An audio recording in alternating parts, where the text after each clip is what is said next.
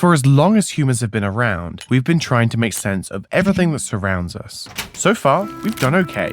Medicine, technology, infrastructure, these are all products of knowledge gained as a direct result of this curiosity. And all this mathematical and scientific understanding is based on one fundamental principle: logical thought. That's not a revelation. We all know the value of logic. The problem is that it served us so well in so many different areas that we have a tendency to try and use it as a guiding principle for almost everything. But there's one major element of our world which simply doesn't adhere to logic: us. Humans are inconsistent. We're incredibly subject to our context and our emotions. Even though we love to tell ourselves we are logical, we aren't. Try and imagine someone whose thoughts and actions are guided solely by logic. They would be an oddity, constantly mystified by the irrational actions of those around them. Basically, they'd be Spock, and capable of logic though we are, Vulcan, we are not. This on its own is okay, but it is something we need to acknowledge. Too often, in advertising, economics, and a whole host of other contexts, we assume that people will act in a purely logical way, when this is far from true. This concept forms the central theme of Rory Sutherland's book, Alchemy, The Surprising Power of Ideas That Don't Make Sense, which draws on his experience in the advertising industry to examine occasions in which counterintuitive ideas that ignore conventional logic have won the day. Imagine if I told you that I was creating a drink to compete with Coca-Cola, but that I was going to sell it in smaller containers for more money.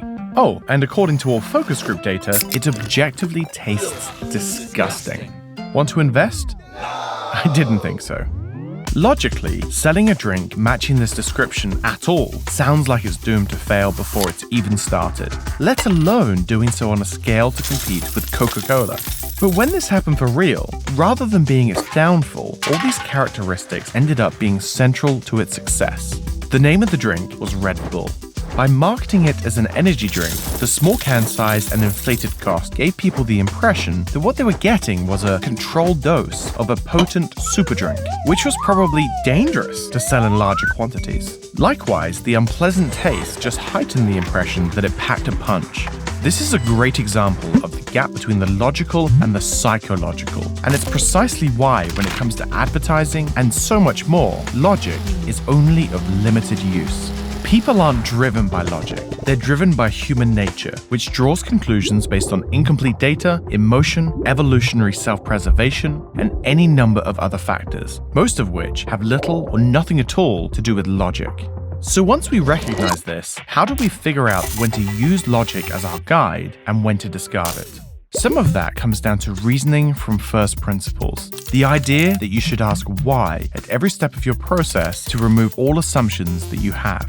But that's only part of the battle, because sometimes when you ask why, you're going to get an answer which seems counterintuitive, ridiculous even. However, that absurd idea might just be the key to a new way of thinking which could change your world. Sure, it seems unlikely, but statistically, with a broader scope, there's a much higher chance you'll come across an idea which could be a differentiator for your business. So it's essential that when that happens, you don't dismiss it out of hand. Now, no one's saying you should jump down the rabbit hole head first. Basing your entire strategy around some left-field idea without appropriate research is ill-advised at best. But creating a safe space to test these unlikely ideas, to hear them out and give them a chance to succeed or fail without fear of consequence, gives innovation its best chance to flourish.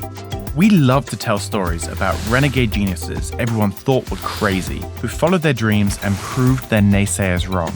But often, these individuals were simply entrepreneurs who weren't confined to doing those things that make sense to a committee or fit nicely into a spreadsheet.